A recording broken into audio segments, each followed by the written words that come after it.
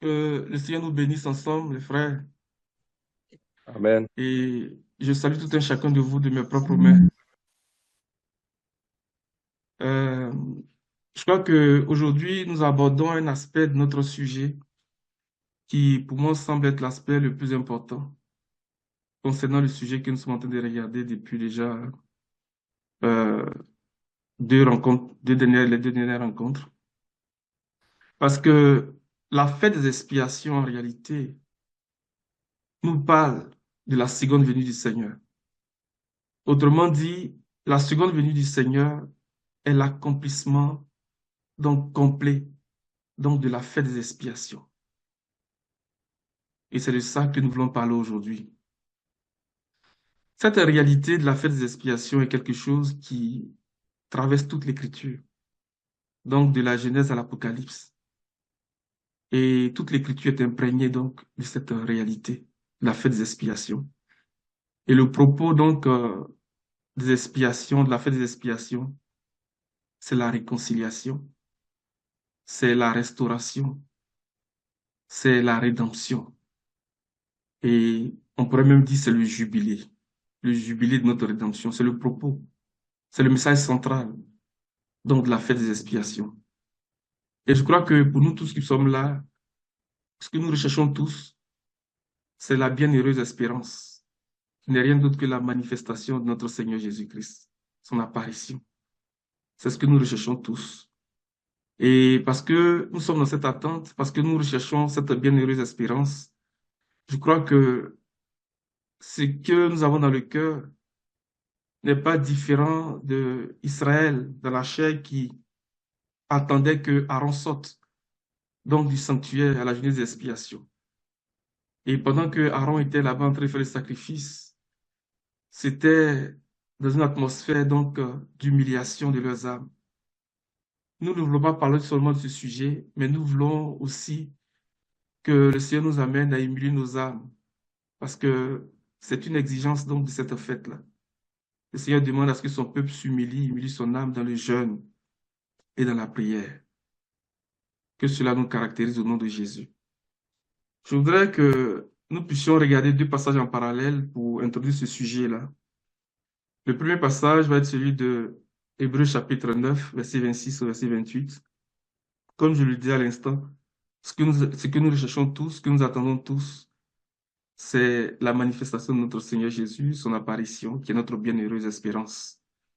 Et nous allons le regarder en parallèle avec le chapitre 16 de Lévitique, parce que ce chapitre-là nous donne des clés importantes donc pour comprendre la réalité de la fête des expiations. C'est pour ça que nous allons le regarder en parallèle avec le chapitre 16 de Lévitique. Pas le chapitre complet, mais une partie de ce chapitre-là. Et pendant que nous serons en train de lire, je nous invite à faire attention donc à la séquence des choses que Aaron faisait à cette journée-là, parce que l'ordre, si vous voulez, du rituel était très important. Et dans la réalité des choses, cet ordre-là va nous situer, va nous permettre de comprendre certaines vérités lorsque nous parlons donc de la seconde venue du Seigneur. Que le Seigneur nous bénisse. Je ne sais pas si le frère Saturnin est dans les conditions, parce que le frère Amen n'est pas disponible aujourd'hui, à nous aider pour les lectures. Donc, le premier passage va être celui de Hébreux chapitre 9, verset 26 au verset 28. Et le second passage va être celui de Lévitique chapitre 16, à partir du verset 1. En lisant Lévitique, nous allons aller chercher deux grandes pensées. Ce n'est pas seulement ces deux pensées, mais pour ce qui nous concerne aujourd'hui, nous allons aller chercher deux pensées là-dedans pour faire du chemin sur ce sujet. Hébreu, vas-y. Hébreux chapitre 9, à partir du verset 26. Mhm. Autrement, il aurait dû souffrir la mort à plusieurs reprises depuis le commencement du monde. Non, il est apparu une seule fois, à la fin des temps, pour ôter les péchés par son sacrifice. Et comme le sort de tout homme est de mourir une seule fois, après quoi il est jugé par Dieu, de même, le Christ s'est offert une seule fois en sacrifice pour porter les péchés de beaucoup d'hommes. Et il viendra une seconde fois, non plus pour ôter les péchés, mais pour sauver ceux qui attendent de lui leur salut. Amen. C'est Amen. Vas-y dans Lévitique. Ok, Lévitique. chapitre 16, à partir du verset 1. Lévitique chapitre 16, à partir du verset 1. L'Éternel dira à Moïse, après la mort des deux fils d'Aaron, qui moururent en se présentant devant l'Éternel. L'Éternel dit à Moïse, parle à ton frère Aaron, afin qu'il n'entre pas en tout temps dans le sanctuaire, au-dedans du voile, devant le propitiatoire qui est sur l'arche, de peur qu'il ne meure, car j'apparaîtrai dans la nuit sur le propitiatoire. Voici de quelle manière Aaron entrera dans le sanctuaire. Il prendra un jeune taureau pour le sacrifice d'expiation et un bélier pour l'holocauste. Il se revêtira de la tunique sacrée de lin. Il portera sur son corps des caleçons de lin. Il se ceintura d'une ceinture de lin. Il se couvrira la tête d'une tiare de lin. Ce sont les vêtements sacrés dont il se revêtira après avoir lavé son corps dans l'eau. Il recevra de l'assemblée des enfants d'Israël 2 boucs pour le sacrifice d'expiation et un bélier pour l'holocauste. Aaron offrira son taureau expiatoire et il fera l'expiation pour lui et pour sa maison. Il prendra les 2 boucs et il les placera devant l'Éternel à l'entrée de la tente d'assignation. Aaron jettera le sort sur les 2 boucs, un sort pour l'Éternel et un sort pour Azazel. Aaron fera approcher le bouc sur lequel est tombé le sort pour l'Éternel, et il le fera un sacrifice d'expiation. Et le bouc sur lequel est tombé le sort pour Azazel sera placé vivant devant l'Éternel, afin qu'il serve à faire l'expiation et qu'il soit lâché dans le désert pour Azazel. Verset 11. Aaron offrira son taureau expiatoire et il fera l'expiation pour lui et pour sa maison. Il gorgera son taureau expiatoire. Il prendra un brasier plein de charbon ardent ôté du dessus l'autel devant l'Éternel et de 2 poignées de parfum odoriférant en poudre. Il portera ces choses au-delà du voile. Il mettra le parfum sur le feu devant l'Éternel, afin que la nuée du parfum couvre le propitiatoire qui est sur le témoignage, et il ne mourra point. Il prendra du sang du taureau, et il le fera l'asperser avec son doigt sur le devant du propitiatoire vers l'Orient. Il fera avec son doigt 7 fois l'aspersion du sang devant le propitiatoire. Il vengera le bouc expiatoire pour le peuple, et il emportera le sang au-delà du voile. Il fera avec ce sang comme il a fait avec le sang du taureau. Il en fera l'expiation sur le propitiatoire et devant le propitiatoire. Car c'est ainsi qu'il fera l'expiation pour le sanctuaire, à cause des impuretés des enfants d'Israël et de toutes les transgressions par lesquelles ils ont péché. Il fera de même pour la tente d'assignation qui est avec eux au milieu de leurs impuretés. Il n'y aura personne dans la tente d'assignation lorsqu'il entrera pour faire l'expiation dans le sanctuaire jusqu'à ce qu'il en sorte. Il fera l'expiation pour lui et pour sa maison et pour toute l'assemblée d'Israël. En sortant, il ira vers l'autel qui est devant l'Éternel et il fera l'expiation pour l'autel. Il prendra du sang du taureau et du bouc et il en mettra sur les cornes de l'autel tout autour. Il fera avec son doigt 7 fois l'aspersion du sang sur l'autel. Il le purifiera et le sanctifiera à cause des impuretés des enfants d'Israël. Verset 20. Lorsqu'il aura achevé de faire l'expiation pour le sanctuaire, pour la tente d'assignation et pour l'autel, il fera approcher le bouc vivant. Aaron posera ses 2 mains sur la tête du bouc vivant et il confessera sur lui toutes les iniquités des enfants d'Israël et toutes les transgressions par lesquelles ils ont péché. Il le mettra sur la tête du bouc, puis il le chassera dans le désert à l'aide d'un homme qui aura 7 charges. Le bouc emportera sur lui toutes les iniquités dans cette terre désolée. Il sera chassé dans le désert. Verset 23. Aaron entrera dans la tente d'assignation. Il quittera les vêtements de lin qu'il avait mis en entrant dans le sanctuaire et il les déposera là. Il lavera son corps avec de l'eau dans un lieu saint et répandra ses vêtements. Puis il sortira, offrira son holocauste et l'holocauste du peuple et fera l'expiation pour lui et pour le peuple. Il brûlera sur l'autel la graisse de la victime expiatoire. Celui qui aura chassé le bouc pour Azazel lavera ses vêtements et lavera son corps dans l'eau. Après cela, il rentrera dans le camp. Verset 27. Amen, amen. On va s'arrêter là. Amen. Que le Seigneur bénisse sa parole. Ça a été, c'est une longue lecture, nous le reconnaissons. Mais ce que nous voulons montrer, c'est que le Seigneur a donné des instructions à Aaron, premièrement, sur les dispositions à prendre pour pouvoir rentrer dans le sanctuaire. Donc ça, c'est une pensée qui va nous guider aussi dans cette méditation. Il fallait s'habiller d'une certaine façon et il fallait faire un certain nombre de sacrifices.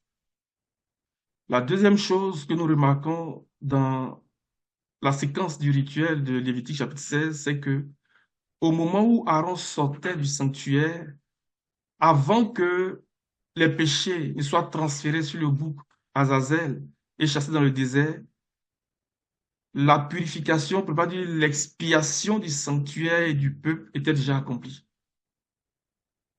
Avant que Aaron, donc, ne transfère par imposition des mains les péchés donc, du peuple sur le bouc, le second bouc Azazel, et qu'il ne soit chassé dans le désert, on remarque que l'expiation du sanctuaire et du peuple était déjà accomplie.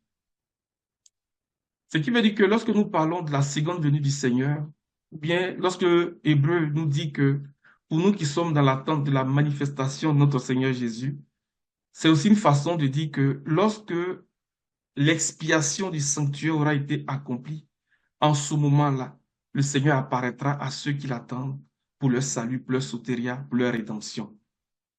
C'est pour ça que d'entrée de jeu, nous avons dit que la seconde venue du Seigneur n'est rien d'autre que l'accomplissement donc complet donc du rituel de Kippour, donc du rituel donc de la fête des expiations. Ça, c'est la première chose. Mais lorsque nous considérons l'Épître aux Hébreux, l'Épître aux Hébreux nous parle de la venue des expiations, c'est vrai. Mais déjà à partir du chapitre 1 de l'Épître aux Hébreux, il y a une remarque que nous faisons. C'est que l'auteur aux Hébreux va aller chercher un point précis donc de l'histoire d'Israël pour faire son développement. À partir du chapitre 1, l'auteur aux Hébreux va reprendre la pensée donc de la rencontre du Seigneur avec le peuple à Sinaï, mais précisément en faisant un zoom sur le chapitre 24 de Exode. Ce qui veut dire que pour comprendre l'Épître aux Hébreux, et donc pour comprendre la pensée de l'auteur qui nous développe, qui nous explique donc la journée des expiations, il faut comprendre le langage de Exode chapitre 24. Parce que ce chapitre va nous donner des clés et va repréciser, bien va recadrer, si vous voulez, l'objectif que l'auteur aux Hébreux a voulu développer donc, en parlant de la fête des expiations. Alors, si nous regardons rapidement Exode chapitre 24, qui est le point précis que l'auteur aux Hébreux va chercher pour faire son développement, nous allons remarquer que le Seigneur a voulu que un certain nombre de personnes s'approchent de lui. Mais au départ, ce n'était pas seulement une catégorie de personnes que le Seigneur a voulu faire approcher de lui. Mais c'est parce que lorsque le Seigneur est venu rencontrer le peuple à Sinaï et qu'il a commencé à leur parler à haute voix, selon qu'il a dit que Moïse parlait et l'Éternel lui répondait à haute voix, le peuple a dit, nous ne voulons plus entendre la voix de l'Éternel nous parler. Nous voulons que Moïse, toi tu écoutes le Seigneur et que tu viennes nous rapporter les paroles du Seigneur. Et en le faisant, le Seigneur dit que le peuple a fermé son cœur et a refusé d'écouter la voix de l'Éternel. Donc le Seigneur va se choisir une catégorie de personnes. Et même dans cette catégorie de personnes qu'il a voulu faire approcher de lui, nous allons voir qu'un seul va s'approcher de plus près. Et cette personne, c'est Moïse. Donc la pensée que l'auteur aux Hébreux est en train de développer, donc en lien avec la journée des expiations, c'est de nous montrer que le Seigneur veut que nous puissions nous approcher de lui. Nous puissions venir le plus près possible de lui. Parce que notre rédemption, la libération de notre corps se trouve dans notre proximité avec lui, se trouve dans notre intimité avec lui. Et cela n'est pas déconnecté donc du plan de Dieu depuis le début. Lorsque le Seigneur a créé l'homme, la Bible dit que le Seigneur a créé un jardin en Éden. Et il a pris l'homme et il l'a placé dans ce jardin pour que l'homme puisse cultiver et garder ce jardin. Et le Seigneur visitait l'homme. Selon le psalmiste, il dit que qu'est-ce que l'homme pour que tu prennes soin de lui, pour que tu le visites chaque matin. Parce que le Seigneur a toujours voulu être proche de sa créature. Mais lorsque l'homme va chuter, on voit que l'homme va se cacher. Lorsque le Seigneur arrive pour le visiter, l'homme s'est caché et il appelle l'homme. Il dit, Adam, où es-tu? Les traductions que nous avons ne rendent pas bien l'idée, ne rendent pas bien la pensée du Seigneur. Parce que ce n'est pas en réalité où es-tu, parce que le Seigneur sait toutes choses. La vraie question, c'est où en es-tu? C'est une question de conscience, de morale. Où en es-tu? Ou bien si vous voulez, as-tu conscience de ce que tu as fait? Parce que le Seigneur sait où se cache l'homme, où se trouvait l'homme. Mais dans son amour, le Seigneur va poser un acte qui est pour nous prophétique. Le Seigneur va habiller l'homme. Parce que l'homme a pris conscience d'une nudité. La nudité que l'homme a découvert n'était pas la même nudité qu'il avait avant le péché. Ce n'était pas la même chose. Donc l'homme prend conscience d'une nudité et qui fait que désormais il ne peut plus s'approcher de Dieu. Et Dieu va habiller cet homme-là. On n'a pas le temps de faire toutes les lectures. C'est pour ça que j'essaie d'aller doucement. Alors, si nous regardons, le verset dit que le Seigneur a habillé l'homme de peau. Le mot qui a été traduit par peau a la même racine que lumière, la lumière dans l'hébreu. C'est comme si Dieu habillait l'homme d'un vêtement de lumière. On pourrait dire d'un vêtement de gloire. Voyez-vous? Parce que c'était la condition. Donc, on voit là déjà le sacrifice, on va le voir tout à l'heure. Et on voit aussi l'autre étape. Donc, d'habiller l'homme d'un vêtement de lumière, de peau, peau traduit par lumière. Parce que Dieu veut que l'homme soit proche de lui. Dieu veut être proche de sa créature. Et il faut que certaines conditions soient remplies. Donc, il va mettre en place un arrangement, il va mettre en place un testament, une alliance. Parce que l'alliance, c'est un testament. L'alliance, c'est un arrangement que Dieu va mettre en place pour que l'homme s'approche de lui. Donc, on parle du sacrifice, mais on parle aussi d'un revêtement. Donc, Dieu va habiller l'homme et il va chasser l'homme de sa présence du jardin. Lorsque le Seigneur vient rencontrer le peuple à Sinaï, il dit au peuple que vous avez vu comment je vous ai porté sur les ailes d'aigle et je vous ai amené vers moi. Maintenant, si vous écoutez ma voix, vous m'appartiendrez d'entre tous les peuples. On va le lire avant que je ne continue parce que ce détail est vraiment important. Ce n'est pas déconnecté de ce que nous sommes en train de dire par rapport au contexte de la Genèse. Et nous allons revenir à Exode chapitre 24 pour préciser ce que nous voulons partager ce soir en lien avec la fête des expiations. Amen. Donc, Exode chapitre 19, à partir du verset 5, on va regarder un détail rapidement avant de progresser. J'espère que vous me suivez.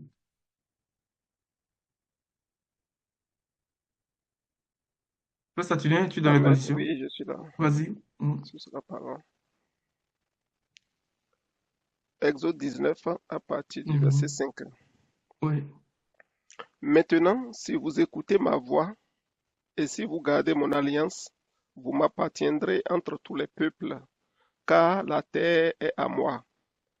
Vous serez pour moi un royaume de sacrificateurs et une nation sainte. Voilà les paroles que tu diras aux enfants d'Israël. Moïse vint appeler. Amen. On va Amen. s'arrêter là. Donc, le Seigneur dit que je vous ai fait sortir de l'Égypte, tu peux garder l'écran, et je vous ai amené vers moi. Donc, lorsque le Seigneur nous fait sortir du monde, il nous fait sortir de l'esclavage, c'est pour nous conduire à lui, lui-même Dieu. Autrement dit, le Seigneur nous prend de notre humanité pour nous conduire dans la divinité. C'est le projet de Dieu. Dieu veut nous conduire à lui, lui qui est Dieu, veut nous conduire dans la divinité. Est-ce que vous voyez? Il dit que, là, il continue, il dit que si vous écoutez ma voix, si vous gardez mon alliance, l'alliance c'est un arrangement, l'alliance c'est un testament. L'alliance est une disposition. Comme je le disais, le Seigneur a toujours voulu être proche de sa créature. Et lorsque l'homme a chuté, il ne pouvait plus se tenir dans la présence de Dieu. Donc Dieu va poser des actes qui sont prophétiques, qui s'inscrivent donc dans la pensée de cet arrangement, dans cette disposition, dans cette alliance qu'il a faite. Donc, si vous gardez mon alliance, vous m'appartiendrez d'entre tous les peuples. Si tu peux aller dans le Strong pour regarder appartenir, comment c'est traduit appartenir dans le Strong?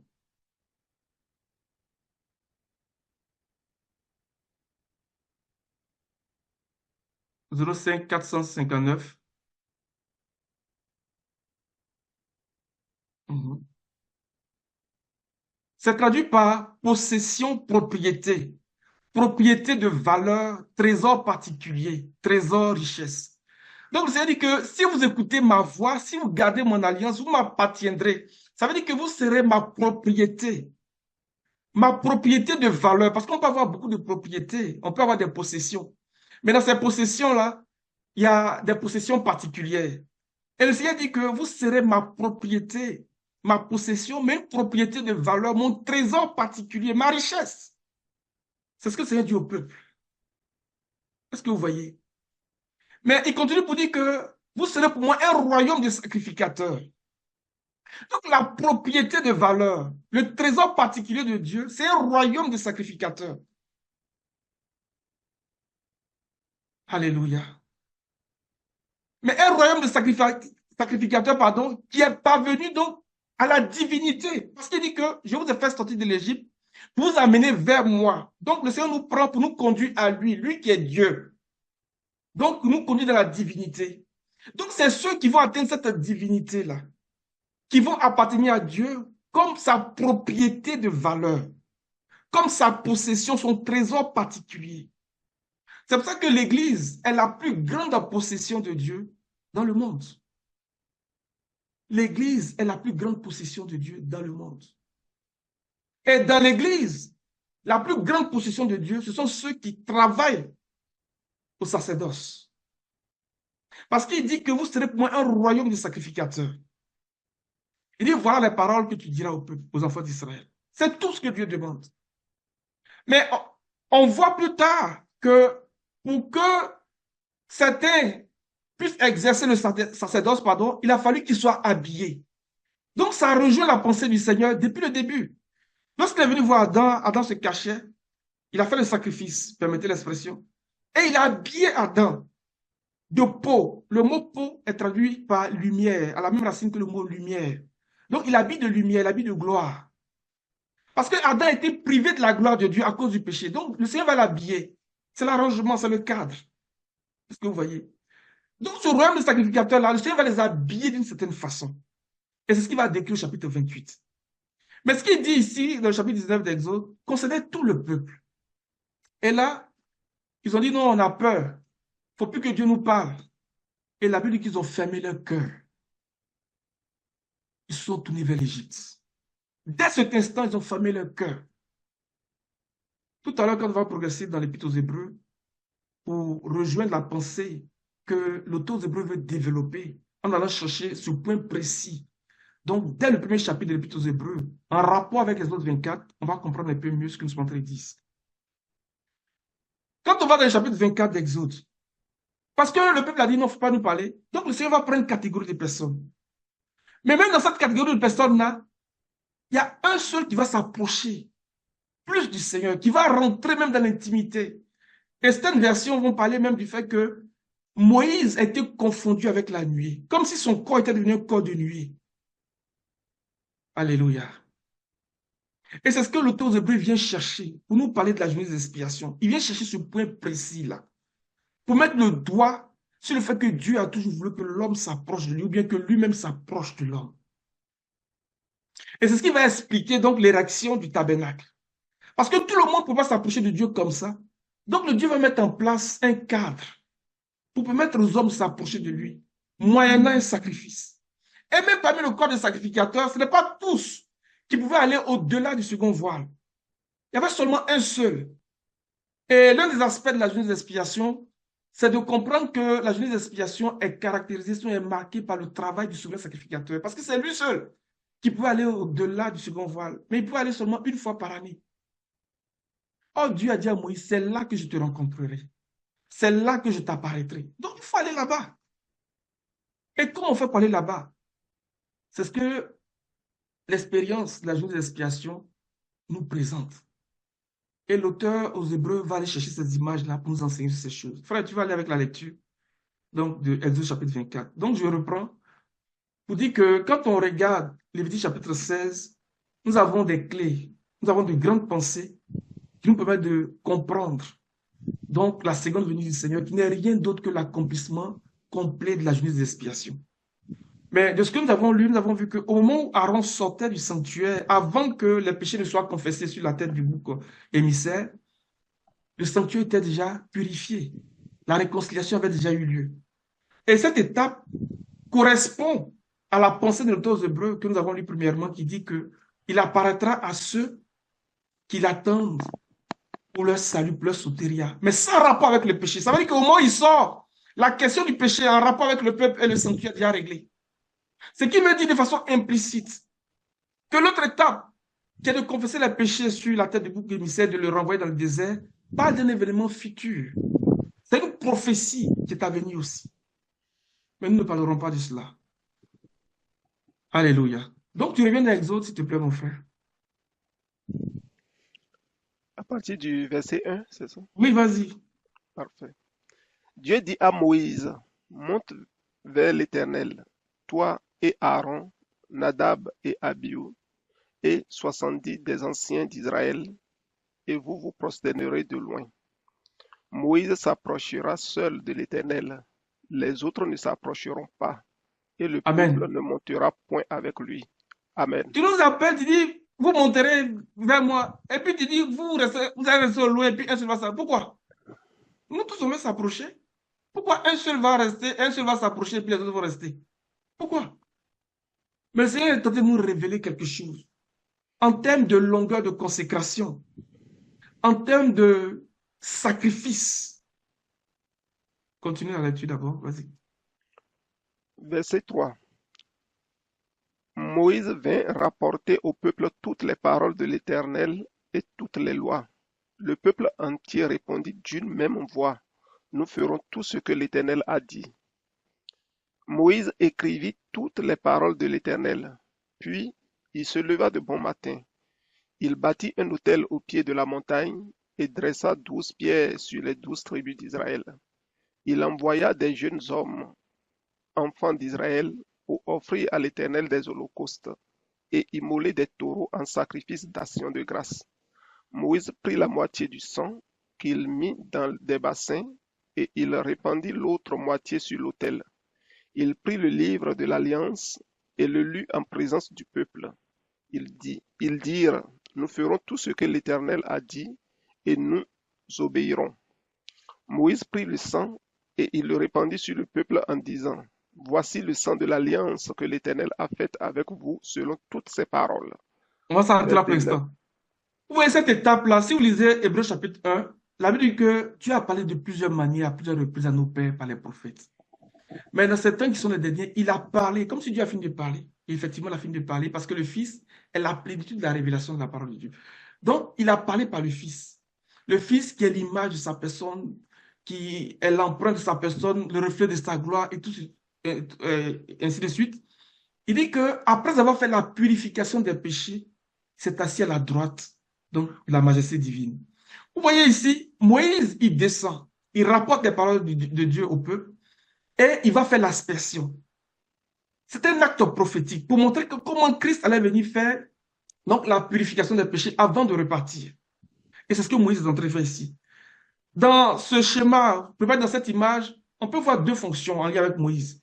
Une fonction de sacrificateur, mais aussi un type de Christ, de ce que Christ allait venir faire. Et après avoir fait ça, à partir du verset 9, on dit Moïse monta avec Aaron. Vas-y, frère. Verset 9. Moïse monta avec Aaron, Nadab et Abihu et 70 anciens d'Israël. Ils virent le Dieu d'Israël. Sous ses pieds, c'était comme un ouvrage de saphir transparent, comme le ciel lui-même dans sa pureté. Il n'étendit point sa main sur l'élite des enfants d'Israël. Ils virent Dieu et ils mangèrent et burent. L'Éternel dit à Moïse, monte vers moi sur la montagne et reste là. Je te donnerai des tables de pierre, la loi et les ordonnances que j'ai écrites pour leur instruction. Moïse se leva avec Josué qui le servait, et Moïse monta sur la montagne de Dieu. Il dit aux anciens, attendez-nous ici, jusqu'à ce que nous revenions auprès de vous. Voici Aaron et Hur resteront avec vous. Si quelqu'un a un différend, c'est à eux qu'il s'adressera. Moïse monta sur la montagne et la nuée couvrit la montagne. La gloire de l'Éternel reposa sur la montagne de Sinaï et la nuée la couvrit pendant 6 jours. Le 7e jour, l'Éternel appela Moïse du milieu de la nuée. L'aspect de la gloire de l'Éternel était comme un feu dévorant sur le sommet de la montagne aux yeux des enfants d'Israël. Moïse entra au milieu de la nuée et il monta sur la montagne. Moïse demeura sur la montagne 40 jours et 40 nuits. Vous Amen. voyez le dernier bout qui dit Moïse entra au milieu de la nuée. En fait, Moïse est devenu un avec la nuit. Il a fait corps avec la nuit. Le Seigneur appelle une catégorie de personnes. Il dit, vous allez rester loin, un seul va s'approcher. Pourquoi? Cela doit nous amener à réfléchir. Quand nous savons que l'intention de Dieu est que nous puissions nous approcher tous de lui. Le mot offrande en hébreu, c'est korban. Et la racine de ce mot est traduite par sacrifice. Est traduite par se rapprocher bien proximité. Tu peux taper dans la recherche la offrande et puis on va aller regarder rapidement le strong pour montrer ça. Ce que je veux dire à partir de là, c'est de faire comprendre que notre proximité avec le Seigneur dépend de notre longueur de consécration, dépend d'une vie de sacrifice. Vous dites que ce n'est pas une vie de sacrifice que nous nous approchons du Seigneur, offrande. Vas-y dans le store. Ouais.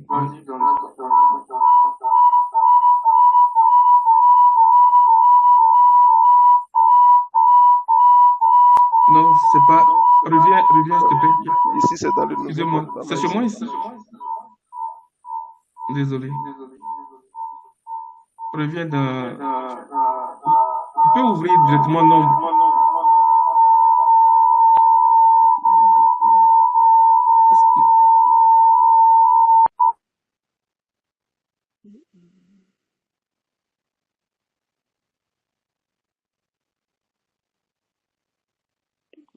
C'est ça. Je pense pas que c'est ça. Viens dans Nombre, viens dans Nombre. Le premier mot que tu avais. Ici, le premier qui Ouais, a vas-y. ôtera son enfant. Ouais, Corban. Corban, offrande, oblation, sacrifice. La racine de ce mot, le Strong 71-26, c'est venir près d'eux, s'approcher d'eux, entrer dans. Vous voyez? Être amené près d'eux, faire approcher, venir près d'eux, amener auprès d'eux, apporter, ainsi de suite. Le Seigneur dit que les autres ne vont pas s'approcher, mais Moïse va s'approcher d'eux. Le Seigneur veut que nous soyons plus proches de lui, les amis. Et ce n'est pas une vie de sacrifice, ce n'est pas une vie de consécration que nous nous approchons du Seigneur. Mais en plus de cela, le Seigneur va nous habiller d'une certaine façon pour que nous puissions rentrer dans sa présence sanctuaire. Et c'est ce que Moïse a expérimenté. Il est rentré dans la présence sanctuaire de Dieu parce que le Seigneur l'a fait approcher de lui. Alléluia. Et c'est ce que le Seigneur a toujours voulu. Lorsque Moïse redescend de la montagne, il trouve le peuple dans le désordre, dans l'adoration du veau d'or. Dans le chapitre 32, à partir du verset 30, on va aller dans l'exode 32, à partir du verset 30.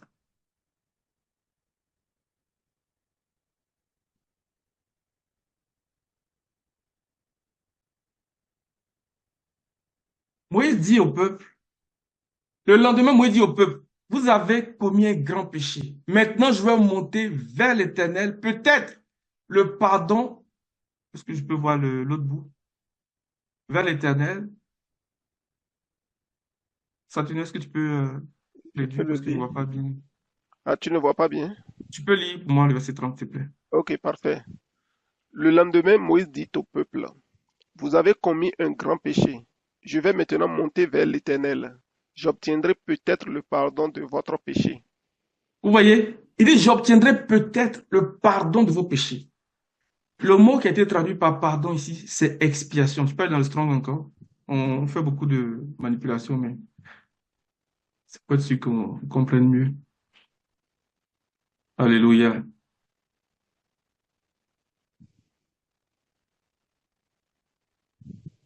C'est expiation. Donc Moïse retourne vers le Seigneur pour une deuxième fois. Mais n'est pas retourné, quand il dit le lendemain, ce n'est pas dit le lendemain, tout de suite. Moïse est rentré dans un temps d'intercession. Il a supplié le Seigneur jusqu'à ce que le Seigneur lui dise de remonter vers lui. Et la première fois, Moïse a fait 40 jours, 40 nuits dans la présence de Dieu lorsqu'il est descendu avec les tables de pierre. L'intention de Dieu n'était pas que la loi soit gravée sur les tables de pierre. L'intention de Dieu était que la parole qu'il voulait faire entendre au peuple soit directement inscrite dans leur cœur, dans leur esprit, dans leur pensée. C'était l'intention de Dieu. Ce que vous voyez. Mais comme le peuple avait refusé d'écouter celui qui parlait, Dieu dit, bon, je vais mettre les paroles là sur les tables de pierre. Et dans la colère, Moïse a brisé ces tables-là. Et avant de remonter une deuxième fois, Moïse va rentrer dans un temps d'intercession de 40 jours encore. Et le Seigneur va lui dire de monter. Et avant de partir, Moïse dit, peut-être obtiendrai-je le pardon ou bien l'expiation pour vous. Donc Moïse est allé chercher l'expiation. Et lorsque le Seigneur lui dit de monter, il fait un autre 40 jours. Donc quand on met ces temps bout en bout, on voit que Moïse redescend le 10e de Tishri. C'est-à-dire exactement à la journée des expiations. Dans le chapitre 34, Moïse redescend le 10e jour du 7e mois. Exactement la journée des expiations. Et lorsque Moïse descend, on voit que la peau de son visage rayonnait. Ce qui rappelle ce que le Seigneur avait fait avec Adam. Lorsqu'il a habillé Adam, donc de peau, qui a été traduit par lumière. Moïse est redescendu, le visage, on pourrait dire transfiguré, resplendissant de gloire. Et Paul qui explique ces choses, il dit que la loi a été gravée lettre par lettre sur les tables de pierre dans la version française courante et la gloire a resplendi en ce moment-là. Donc le travail que Dieu est en train de faire pour nous approcher de lui, c'est que la parole cristallise en nous la divinité. Que cette œuvre-là se fasse d'abord intérieurement en nous. Parce que l'expiation, c'est d'abord une œuvre intérieure avant d'être une œuvre extérieure. Lorsque ce travail va être achevé, accompli en nous, le corps va être englouti. C'est ce que le Seigneur est en train de montrer au peuple. Et c'est ce que l'auteur aux Hébreux est allé chercher pour nous expliquer la pensée même profonde de la journée des expiations. Alléluia.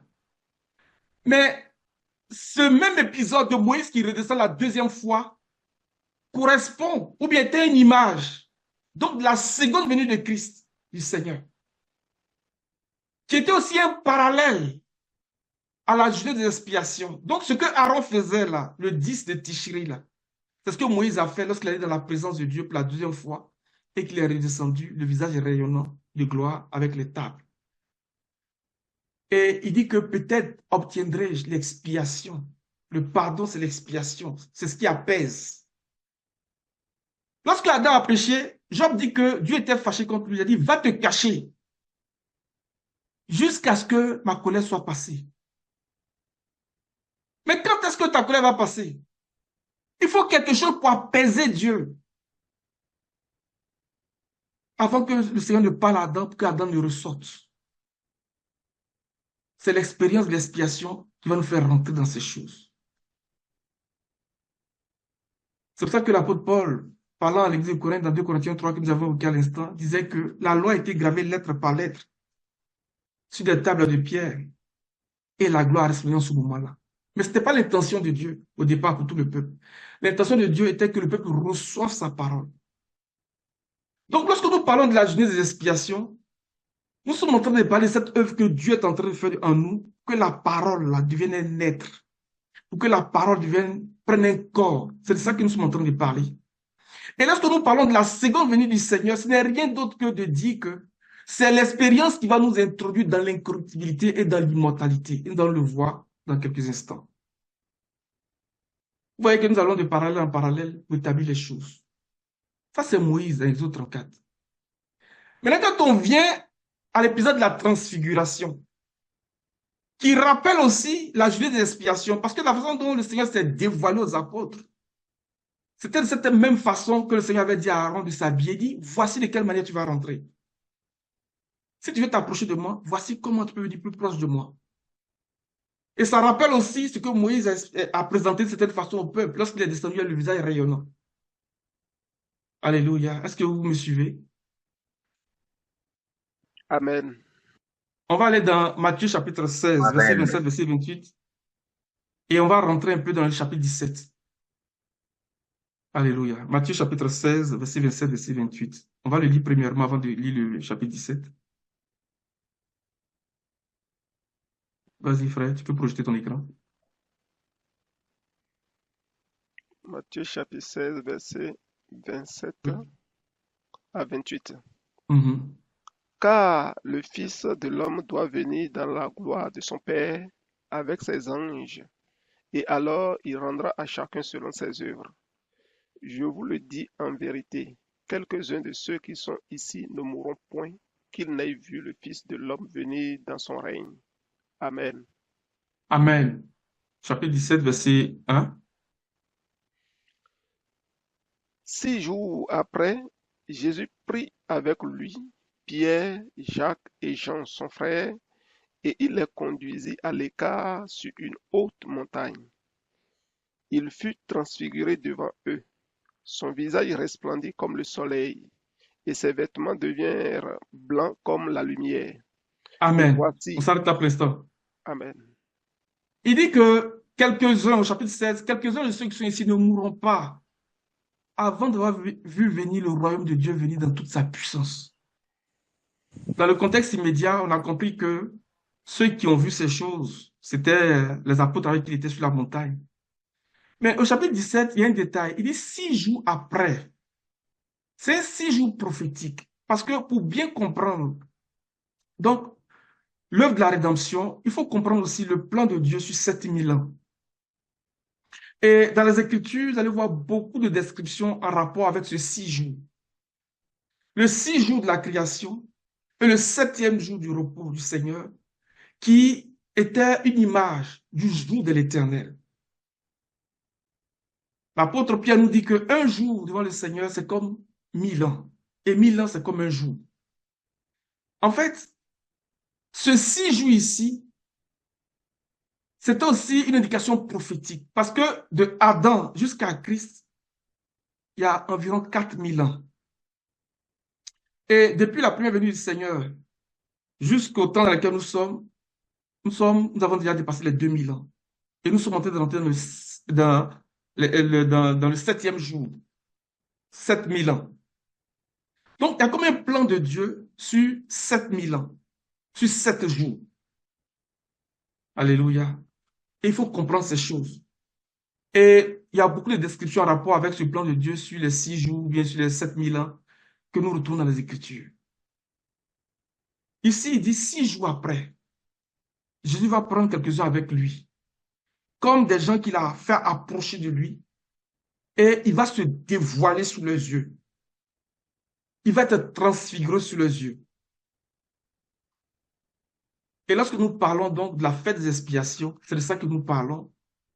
Et lorsque nous parlons de la seconde venue du Seigneur, c'est de l'accomplissement. Donc, c'est de cette expérience que nous parlons.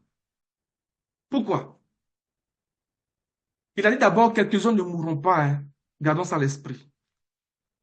On va aller voir ce que Pierre va nous dire en rapport avec cet épisode-là, dans 2 Pierre 1, à partir du verset 16. 2 Pierre 1, verset 16.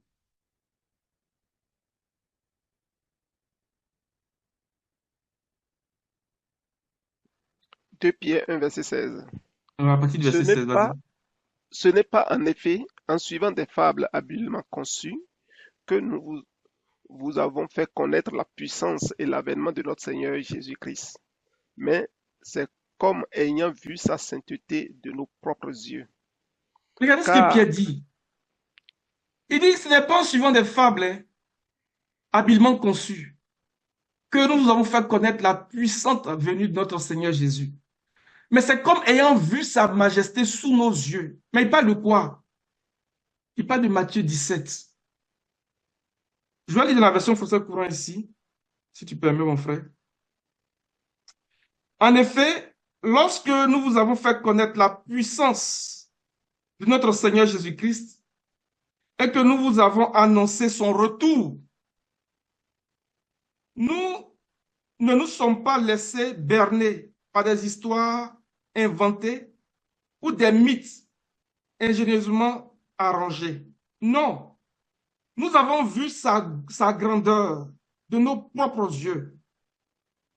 Verset 17. Nous étions avec lui lorsque Dieu le Père l'a comblé d'honneur et de gloire et que sa majesté suprême lui fit entendre ces paroles. Voici mon fils bien-aimé qui fait toute ma joie. Bon, ici, Pierre n'a pas ajouté écoutez-le parce que c'est très important. Il faut l'écouter. Verset 18. Et cette voix, nous l'avons entendue nous-mêmes, car nous étions avec lui sur la sainte montagne, lorsqu'elle retentit du ciel. Je vais lire le verset 19, le verset 19. Il dit, ce que le prophète avait annoncé s'est accompli sous nos yeux. Ah. Donc, ce que le prophète annonçait depuis Genèse, il dit que c'est accompli sous nos yeux, dans la version que j'ai ici, parole vivante.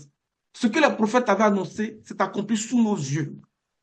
C'est pour ça que Pierre dit, il continue pour dire, c'est pourquoi, c'est la raison pour laquelle nous croyons d'autant plus fermement à leur message. Ici, il dit, verset 19,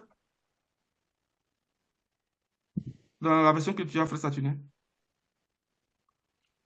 le verset 19, et nous tenons d'autant plus certaine la parole prophétique à laquelle vous faites bien de prêter attention, comme à une lampe qui brille dans un lieu obscur, jusqu'à ce que le jour vienne apparaître et que l'étoile du matin se lève dans vos cœurs. Voici ce que Pierre Amen. dit. Il dit que la venue du Seigneur, le retour du Seigneur, c'est ça. C'est la transfiguration. Donc, dans l'incorruptibilité, dans l'immortalité, simplement. Il dit c'est ça le retour du Seigneur. Et c'est l'accomplissement donc de la fête des expiations. Donc, quand on dit que nous recherchons la bienheureuse espérance, ou bien que nous attendons notre souverain sacrificateur qui nous apparaîtra pour notre sotéria, pour notre rédemption, mais c'est de ça que nous parlons. Et c'est pour ça que nous avons dit au début que la seconde venue du Seigneur n'est rien d'autre que l'accomplissement total et complet. Donc, l'expérience, la fête des expiations. C'est ça, la seconde venue du Seigneur. Et l'apôtre Pierre dit que ça, là, c'est ce que c'était le message des prophètes. Il dit que ça s'est accompli sous nos yeux. Oh, je prie. Comme le Seigneur a dit, heureux êtes-vous de ce que vos yeux voient et de ce que vos oreilles entendent.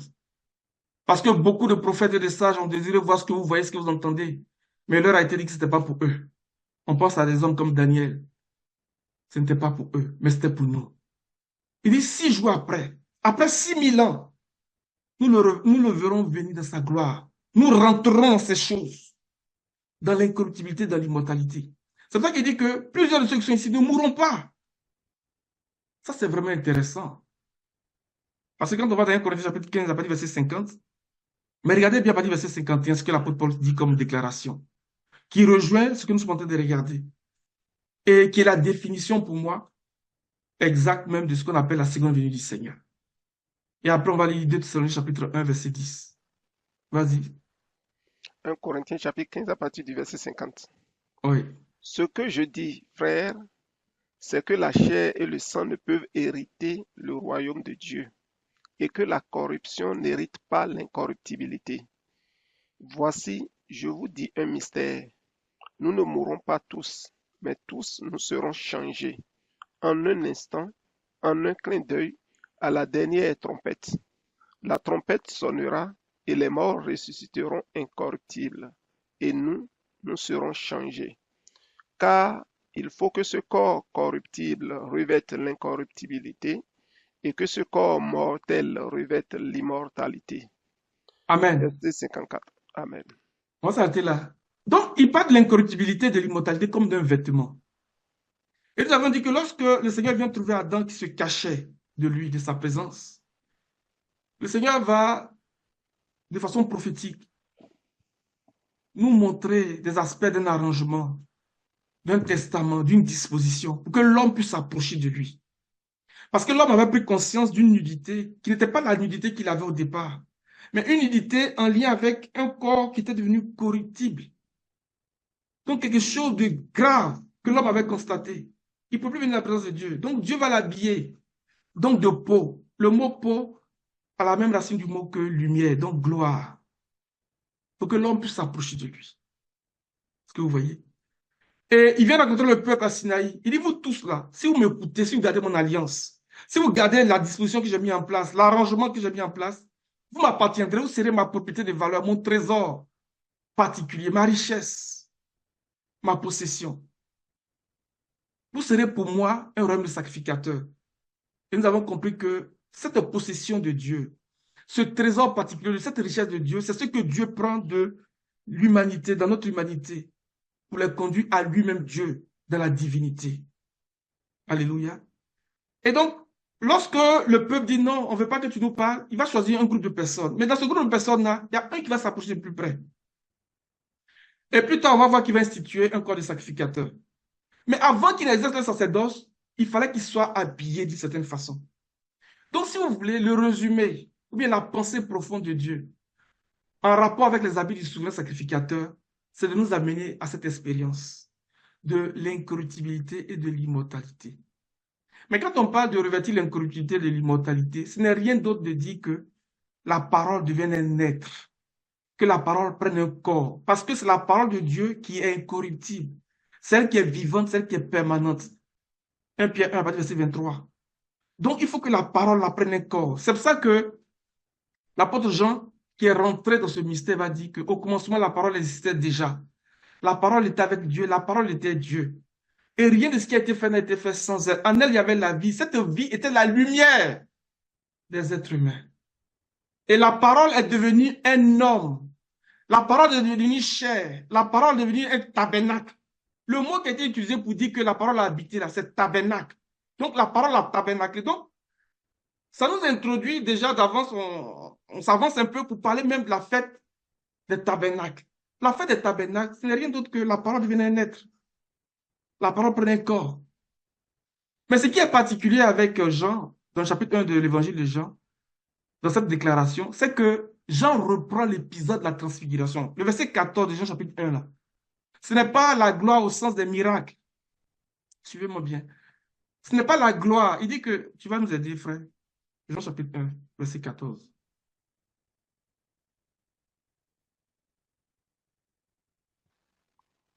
Et la parole a été faite chair, et elle a habité parmi nous, pleine de grâce et de vérité. Et nous avons contemplé sa gloire, une gloire comme la gloire du Fils unique venu du Père.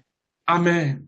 Amen. Ce que Jean dit ici, là, quand il dit nous avons contemplé sa gloire, ce n'est pas la gloire au sens des miracles. Quand il a accompli des miracles, il a manifesté sa gloire et ses disciples ont cru en lui. Ce n'est pas de ça que Jean parle. En fait, Jean est allé chercher la pensée donc, de l'épisode de la transfiguration pour parler de ce verset-là. Ce verset-là est en rapport avec l'épisode de la transfiguration. Lorsqu'il dit que nous avons contemplé sa gloire, c'est comme lorsque Pierre dit que nous l'avons vu de nos propres yeux, lorsqu'il s'est dévoilé sous nos yeux. Il dit que c'est parce que nous avons vu ça que nous avons fait connaître la puissance de notre Seigneur, mais la puissante venue. C'est là qu'il dit que plusieurs de ceux qui sont ici ne mourront pas avant d'avoir vu le royaume de Dieu venir avec puissance. Donc, la seconde venue du Seigneur nous parle de cette expérience-là. Et c'est dans le cadre de cette expérience que nous pouvons venir plus près du Seigneur. Nous pouvons rentrer dans sa présence sanctuaire. Et c'est ce que l'auteur hébreu a commencé à développer. Lorsqu'il dit que Dieu a parlé par les prophètes de plusieurs manières, à plusieurs reprises, mais il nous a parlé par le Fils. Mais là, ce qu'il dit, il dit le Fils, Hébreu chapitre 1. Hébreu chapitre 1 à partir du verset 1er. Oui. Après avoir autrefois, à plusieurs reprises et de plusieurs manières, parlé à nos pères par les prophètes, Dieu, dans ces derniers temps, nous a parlé par le Fils, qu'il a établi héritier de toutes choses, par lequel il a aussi créé le monde, et qui, étant le reflet de sa gloire et l'empreinte de sa personne, et soutenant toutes choses par sa parole puissante, a fait la Amen. purification des péchés et s'est assis à la droite de la majesté divine dans les lieux très hauts, devenu Amen. tout. On va s'arrêter là pour l'instant. Amen.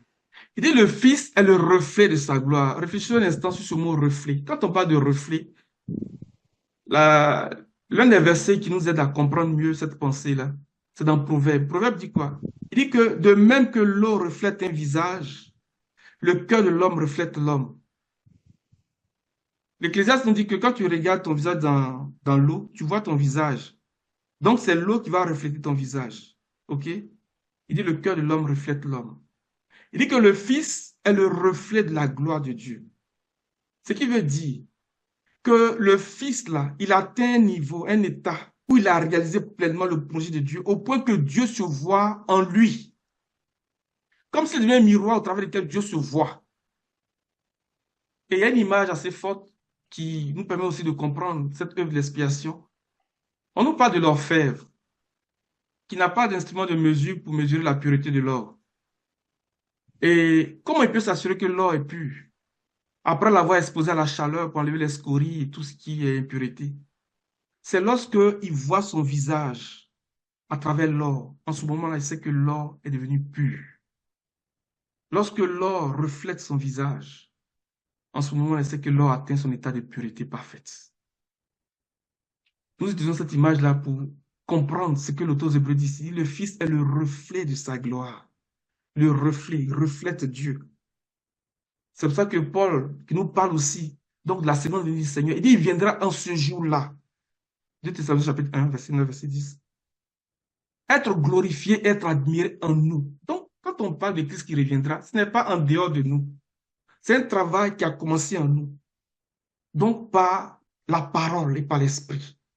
Jusqu'à ce que l'homme de la nouvelle création se cristallise. Ou bien atteigne la mesure de la stature parfaite de Christ. Parce que Christ, c'est ça. On va aller avec les versets. Il me reste combien de temps?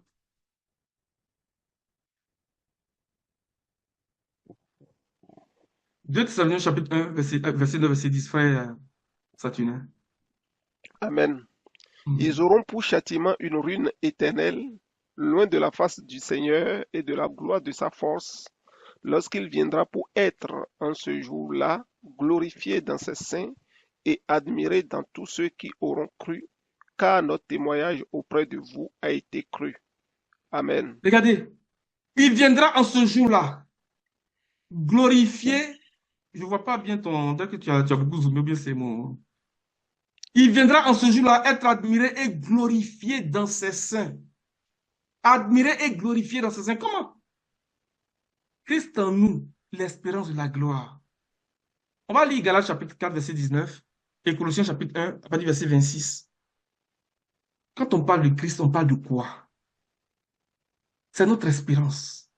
C'est pour ça que Paul dit que lorsque Christ, votre vie, paraîtra, vous paraîtrez aussi. Donc Christ est notre vie en réalité. C'est la vie de Dieu qui se développe en nous. On pourrait dire que c'est la puissance de la vie impérissable de Dieu qui est en train de se développer en nous par des mesures de croissance de Christ. C'est tout. Et c'est ça là, lorsque ça va s'accomplir, que nous allons rentrer dans l'expérience donc de la fête des expiations. C'est de ça qu'on parle, les amis. Vas-y. Est-ce que c'est mieux comme ça pour toi maintenant? Oui, oui, c'est mieux là, je vois tout. Ok, parfait. Euh, Galates, 4, chapitre 19. 4, verset 19. Mhm. Mhm. Mes enfants, pour qui j'éprouve de nouveau les douleurs de l'enfantement, jusqu'à ce que Christ soit formé en vous.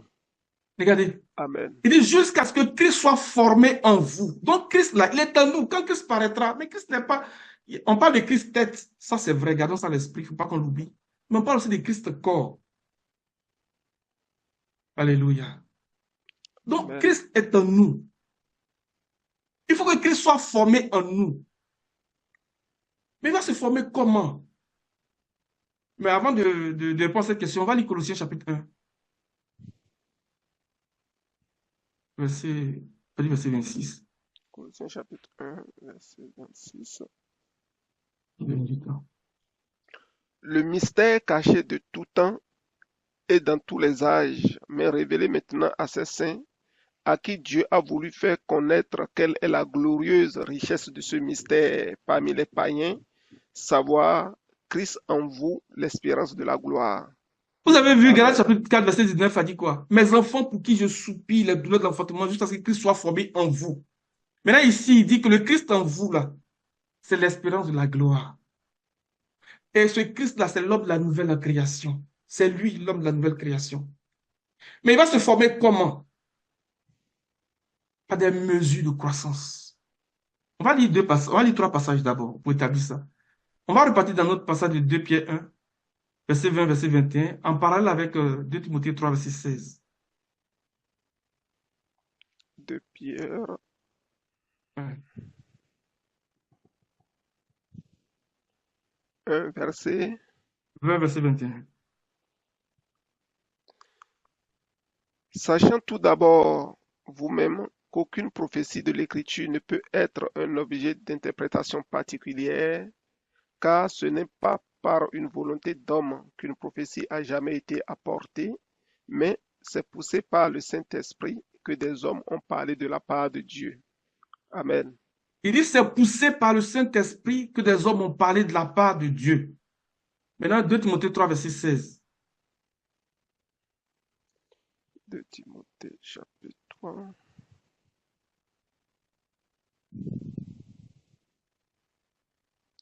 verset 16. Mhm. Toute écriture est inspirée de Dieu et utile pour enseigner, pour convaincre, pour corriger, pour instruire dans la justice, afin que l'homme de Dieu soit accompli et propre à toute bonne œuvre. Mhm. Vous voyez, il dit toute écriture est inspirée. Pierre dit quoi? Il dit c'est poussé par le Saint-Esprit que des hommes ont parlé de la part de Dieu. C'est une façon de dire que les gens qui ont parlé de la part de Dieu ont parlé sous l'inspiration du Saint-Esprit. Est-ce que vous comprenez? C'est pour ça que Paul dit à Timothée que toute écriture est inspirée de Dieu afin que, ou bien toute écriture est inspirée de Dieu est utile pour enseigner, pour convaincre, pour corriger, pour instruire dans la justice, afin que l'homme de Dieu soit accompli. Dans notre version, afin que l'homme de Dieu soit formé. Ce qui veut dire que c'est par la parole prophétique que les mesures de croissance de Christ vont se développer en nous. C'est pour ça que lorsque Pierre parle, au verset 19 de Pierre 1, il dit que vous ferez bien de prêter attention à la parole prophétique comme à une lampe qui brille dans un lieu obscur, jusqu'à ce que le jour paraisse. On parle du jour du Seigneur. Et que l'étoile du matin se lève dans vos cœurs. Alléluia. L'étoile du matin, quand on parle d'étoile du matin, il y a étoile brillante du matin, et puis il y a étoile du matin, c'est pas la même chose. Et puis il y a étoile, c'est pas la même chose. Mais on parle de l'étoile du matin, s'il est dans vos cœurs. C'est par la parole prophétique. Et ces mesures de croissance, c'est ce que Paul va donner dans Éphésiens chapitre 4, verset 13. Éphésiens chapitre 4, verset 13. C'est des choses que nous connaissons, mais nous voulons insister là-dessus. Pour ne pas que nous nous attendions à un événement extérieur à nous. C'est quelque chose que Dieu est en train de faire en nous. C'est la parole qu'il est en train de construire en nous, pour que la parole devienne naître. Et lorsque cette parole va s'achever en nous, il va engloutir l'homme extérieur dans la transfiguration et dans l'incorruptibilité, dans l'immortalité, pour réaliser la transfiguration. Vas-y. Éphésiens chapitre 4, verset 13. Regardez Jusqu'à comment il ce commence que, le verset 13. Il dit jusqu'à ce que nous soyons tous parvenus. Dans Galates 19, il a dit que mes enfants pour qui je soupire, mais je souffre la douleur de l'enfantement, jusqu'à ce que Christ soit formé en vous. Regardez ici.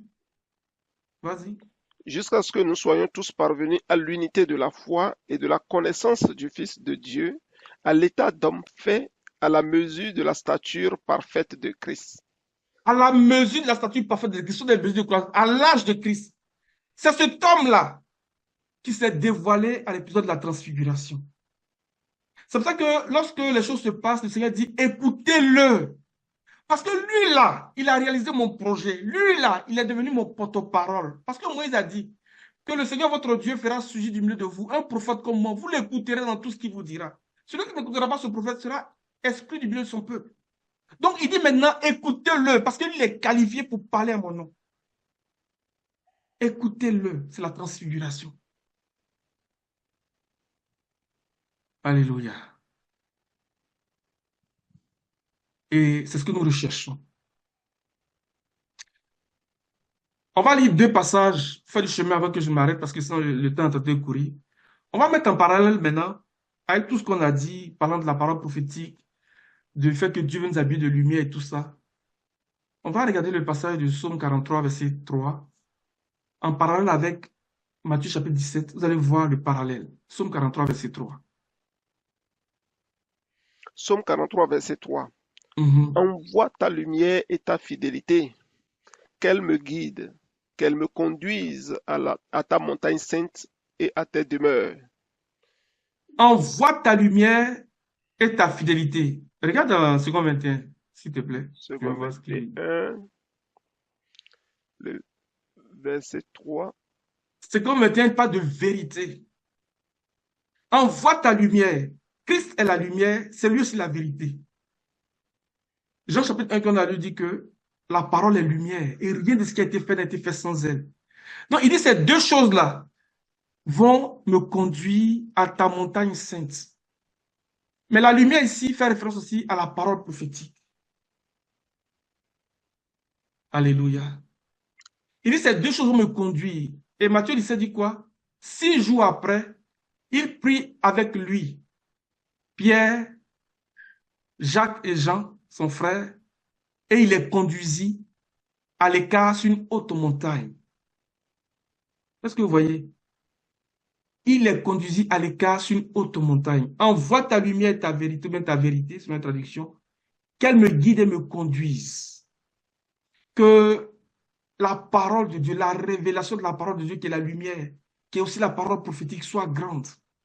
Et que nous Amen. connaissions la vérité. Vous connaîtrez la vérité et la vérité vous affranchira, vous rendra libre. Que le Seigneur nous fasse connaître sa vérité. Que la parole prophétique abonde au milieu de nous. Parce que c'est avec ces choses que le Seigneur est en train de nous conduire à la montagne de la transfiguration, si vous permettez l'expression. On prend un dernier aspect, donc, il y a un dernier aspect de ce que je voulais partager par rapport à ce sujet-là, en suivant la démarche de l'auteur aux Hébreux. Dans le chapitre 3, à partir du verset 7, Hébreux chapitre 3, verset 7, verset 11. Mais le point ici, c'est pour nous amener à bien comprendre ce qu'il développe au chapitre 4 de l'Épître aux Hébreux. Il dit que parce qu'ils ont refusé d'écouter celui qui leur parlait, il a juré dans sa colère qu'il n'allait pas rentrer dans son repos. Nous allons voir que le repos dont les questions concerne cette expérience-là, ce corps de gloire. C'est de ça que le Seigneur parle. Notre vrai repos, notre vrai jubilé, c'est de ça qu'il est question.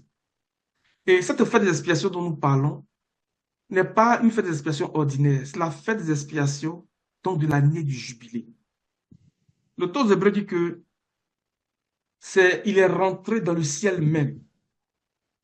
Et l'apôtre Pierre reprend ça. Il dit que c'est lui que le ciel doit accueillir jusqu'au temps de restauration totale de toutes choses. Au début, nous avions dit que le propos donc, de la fête des expiations, c'est la réconciliation, c'est la restauration, c'est la rédemption. Et que toute l'écriture est imprégnée de cette réalité. Pierre était un grand prophète. Hein. Il dit que c'est lui que le ciel doit accueillir, doit recevoir. Donc, dans son travail de souverain sacrificateur à Genèse des expiations, parce que l'âge de l'évangile, donc c'est l'âge, bien c'est la période des expiations, de la journée des expiations, de l'année du jubilé. Le ciel doit recevoir jusqu'au temps de restauration totale. Le mot restauration là, que Pierre utilise ici est en rapport avec le jubilé, l'expiation à l'année du jubilé. C'est ça que Pierre est en train de parler. Or, nous savons que l'année du jubilé, c'est l'année où tu retournes dans ta propriété. C'est l'année où, si quelqu'un avait pris tes biens, en tout cas, si tu étais vendu comme esclave, tu retournes chez toi. Tu ne te poses pas de questions. C'est une loi. C'est une loi. Frère, on va lire les versets, comme le temps est en train de partir, là. Donc, on va lire d'abord Hébreux chapitre 3, verset 7, verset 11. Hébreux chapitre 3, verset 7 à 11. Mhm. C'est pourquoi, comme le dit le Saint-Esprit, aujourd'hui, si vous entendez sa voix, n'endurcissez pas votre cœur comme lors de la révolte, comme le jour de la tentation dans le désert. Là, vos ancêtres m'ont provoqué. Ils m'ont mis à l'épreuve et ils m'ont vu agir pendant 40 ans. C'est pourquoi j'ai été irrité contre cette génération et j'ai dit, ils ont toujours un cœur qui s'égare, ils n'ont pas connu mes voies. Aussi j'ai juré dans ma colère, ils n'entreront pas dans mon repos. Amen. Amen. Vous voyez, l'auteur hébreu va citer un psaume, le psaume 95. Et ce qui est beau dans ce que l'auteur hébreu nous amène ici, c'est que le repos dont il est question ici, ce n'est pas n'importe quel repos. Et cela va nous permettre de mieux comprendre le chapitre 4. Quand il dit qu'aujourd'hui, là, le Seigneur a fixé un jour de repos. Il y a un jour qu'il appelle aujourd'hui, qui nous est donné pour pouvoir entrer dans le repos du Seigneur. Le repos du Seigneur. Donc, qui est notre vrai jubilé. Ce n'est rien d'autre que l'expérience de la transfiguration de notre corps. Psaume 95, verset 7 au verset 11. Et on va regarder comment le psalmiste traduit repos dans le psaume. Psaume Mhm. 95, verset 7 Mhm. à 11. Mhm. Car il est notre Dieu et nous sommes le peuple dont il est le berger, le troupeau que sa main conduit.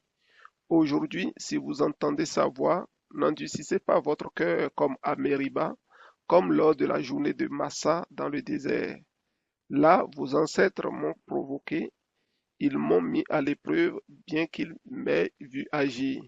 Pendant 40 ans, j'ai eu cette génération en dégoût et j'ai dit, c'est un peuple dont le cœur s'égare. Ils ne connaissent pas mes voies. Aussi j'ai juré dans ma colère, ils n'entreront pas dans mon repos. Le stone de repos Amen. ici, c'est quoi, mon frère?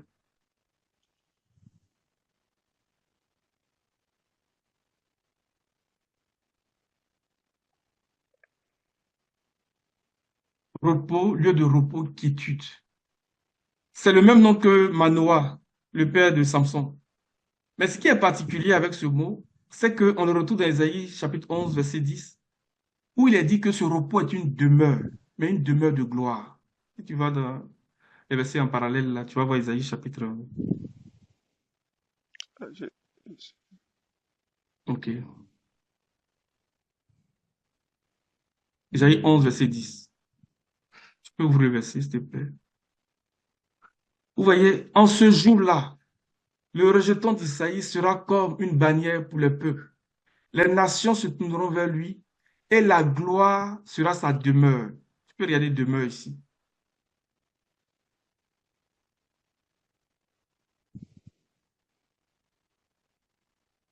Vous voyez, c'est le même mot que repos. Donc, quand il dit qu'ils n'entreront pas dans mon repos, il est en train de dire qu'ils ne rentreront pas dans une demeure. Mais quelle est cette demeure? Quel est notre repos?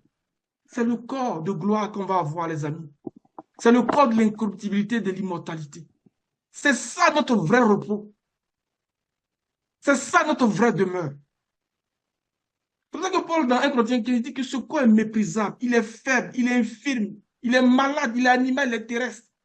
Mais le corps de repos, il est fort, il est glorieux, il est plein de vie, il est plein de force. C'est ça notre véritable repos. Et en accord avec l'apôtre Pierre, qui dit que cette expiation dont il est question n'est rien d'autre que la fête des expiations de l'année du jubilé. Donc notre véritable repos, notre véritable jubilé, c'est lorsque nous allons rentrer dans ce corps-là. Et c'est aussi ça, c'est de ça que nous parlons lorsque nous parlons de la seconde venue du Seigneur, en rapport avec la fête des expiations. Je vais terminer ce dernier verset. Dans 1 Jean 3, le verset 1, verset 3.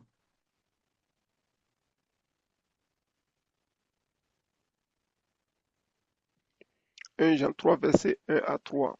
Ouais. Voyez quel amour le Père nous a témoigné pour que nous soyons appelés enfants de Dieu. Et nous le sommes. Si le Dieu ne nous, et si le monde plutôt ne nous connaît pas, c'est qu'il ne l'a pas connu. Bien-aimés, nous sommes enfants de Dieu. Nous sommes maintenant enfants de Dieu. Et ce que nous serons n'a pas encore été manifesté. Mais nous savons que lorsque cela sera manifesté, nous serons semblables à lui, parce que nous le verrons tel qu'il est. Quiconque a cette espérance en lui se purifie comme lui-même est pur. Lorsque Amen. Jean dit que quiconque a cette espérance, notre espérance c'est de voir le Seigneur, il se purifie. Et l'auteur de Hébreux dit que de rechercher la sanctification sans laquelle nul ne verra le Seigneur. En fait, le mot purifier ici est un mot qui indique les dispositions qui devaient être prises avant de rentrer dans le sanctuaire. Si vous regardez dans l'histoire, vous allez voir les occurrences de ce mot, vous allez voir que c'est un rapport avec les dispositions qui étaient prises avant de rentrer dans le sanctuaire. Donc, la façon de s'habiller et tout ça. Donc, ce que Aaron est en train de faire, c'était une façon, vous voyez un peu dans les occurrences, dans les versets qui sont là, Acte 21, avant que Paul ne rentre dans le temple, il fallait qu'il se purifie avec les hommes, et ainsi de suite. Donc, se purifier ici renvoie à l'idée de se mettre dans des dispositions avant d'entrer dans le sanctuaire. C'est pour ça que je dit à Aaron, regarde, si tu ne veux pas mourir comme tes enfants, là, voici ce que tu vas faire. Il faut t'habiller comme ça. Après avoir lavé ton corps dans l'eau, et il faut faire les sacrifices comme je te demande. Comme ça, tu vas rentrer. Ce qui veut dire que les habits d'Aaron, là, c'est l'accomplissement de notre vie de sainteté, de notre vie de purification. Donc, quand l'auteur d'Hébreux dit que de rechercher la sanctification sans laquelle nul ne verra Dieu, c'est une façon de dire, il faut rechercher l'incorruptibilité, l'immortalité. C'est ça. La sanctification dont il est question dans Hébreu, lorsqu'il dit que de rechercher la sanctification sans laquelle on ne verra pas Dieu, là, c'est de rechercher l'incorruptibilité, l'immortalité. C'est le projet de Dieu. Et Paul a tellement compris, il a dit que nous ne mourrons pas tous. Vous savez que nous sommes dans un temps aujourd'hui où il nous est possible de ne pas connaître la mort de la tombe. Et ma prière, c'est que nous tous puissions changer de façon de voir les choses, de mentalité. Que notre intelligence soit renouvelée par ces paroles, par cette espérance. Que nous ne pensions même plus à la mort. Mais que nous espérions jusqu'à ce que ça se cristallise, ça devienne comme une encre dans notre âme. Qu'on n'est pas obligé de passer par la mort de la tombe. On n'est pas obligé de voir la corruption. C'est ça que le Seigneur a dit à ses apôtres. Il dit que quelques-uns de ceux qui sont ici ne mourront pas. Vous voyez? Il dit plusieurs de ceux qui sont ici ne mourront pas avant d'avoir vu le royaume. 6 jours après, venir avec puissance et force. Nous sommes dans le 7e jour. Hein? Et Paul dit, je vous dis un mystère. C'est le mystère qui est là. Nous ne mourrons pas tous. Mais tous nous serons transfigurés. Si vous prenez la version parole vivante, il utilise le terme transfiguré, donc transformé dans l'incorruptibilité, dans l'immortalité. C'est le message qui nous a été annoncé. Et c'est le message que nous voulons saisir, nous voulons expérimenter, les amis. Que notre intelligence soit renouvelée par ces paroles, dans l'espérance de l'incorruptibilité, de l'immortalité. Et que nous puissions voir le royaume venir avec puissance et force, dans toute sa gloire. Alléluia. Que le Seigneur nous bénisse. Que le Seigneur nous bénisse. Et que nous n'endurcissions pas nos cœurs, comme Israël. À cause de la dureté de leur cœur, ils ne sont pas rentrés dans ce repos. Ils ne sont pas rentrés dans cette demeure de gloire. C'était une image, les amis. Alléluia. Parce que le Seigneur a fixé aujourd'hui un jour qu'il appelle aujourd'hui. Si vous entendez sa voix, n'endurcissez pas vos cœurs. Comme Israël, pour pouvoir rentrer dans son repos. Que le Seigneur nous bénisse. Je vais m'arrêter là. C'est ce que j'avais à dire pour la fête des expiations. Il n'est rien d'autre que l'expression de la seconde venue du Seigneur. Que Dieu nous bénisse. On va prier.